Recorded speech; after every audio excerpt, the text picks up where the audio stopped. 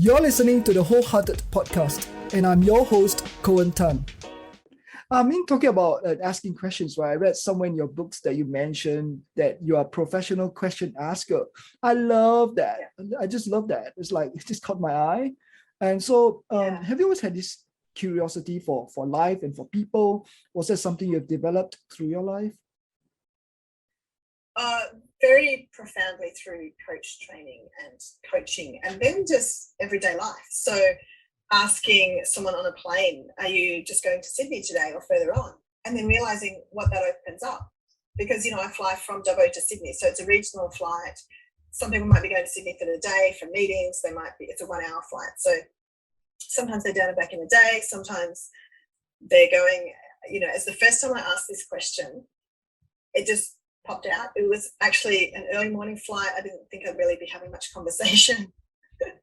But when I asked that question of the guy that sat next to me, it just opened up like one question after another. I said, are you just going to Sydney today or further on? And he said, I'm going to Germany to stay with my family for a couple of days and then going to London. I was like, oh, great. So, and what are you doing in London? And he said, I've been asked to work at the Olympics. So then it's just more questions because I'm curious at that point. And so again, another day. And so he was catering for the US VIPs.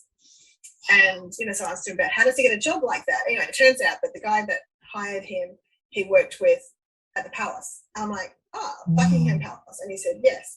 And I'm like, oh, great. And you live in Dubbo now? And he's like, yes. But he could see that I could see that he was a little reluctant to share because people might not believe him. Because people in a country town can say, like, but how could you live here? Why would you live here when you've done this amazing thing? And it's like people anywhere, people you passing the street can have the most extraordinary backstory, and you don't see it because you just see them and whatever they're wearing that day. And you can just make assumptions based on whatever's going on in your head that they don't have an extraordinary life, and they do. And so another day I asked a lady if she was, where she was headed to, and she said Dubbo to Delhi. And she was the first person who said to me, you need to speak in India. Like, we talked the whole flight to Sydney, and then she or her daughter emailed later and said that's the first time in all her Dubbo to Delhi flights and Delhi to Melbourne, where her other daughter was, first time that she'd had a conversation with somebody on a plane, which just kind of shocked me. And so you realise, it kind of matters. Like, they loved that. The whole family loved that she got to have a conversation on a plane. But it was so profound for me because he was a teacher. Her entire life was teaching English to students in Delhi. And I was like, wow, imagine where all your students have gone. They'll be all around the world doing amazing things. And she had like 2 daughters in Australia, and one of them's a doctor here. And I realised that those questions, they matter. And they're questions that move people forward, that move the conversation forward. And so I think it's just been an ongoing learning. And sometimes you ask a question, and somebody said to me just the other day that they'd asked a question and realised because of the response, I'm onto something here.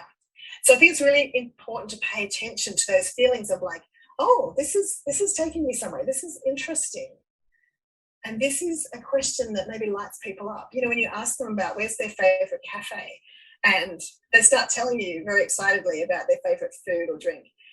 But if you ask a question maybe about politics or something really challenging going on, and you see the energy take a dive, and you go, okay, maybe I don't want to have so many of those conversations. Maybe I want to ask people about things that matter to them, that light them up. What's their dog's name? Like, how old is it? And all of those things that people just come alive talking about. Thanks for being part of this heartwarming conversation today. To the next episode, stay wholehearted.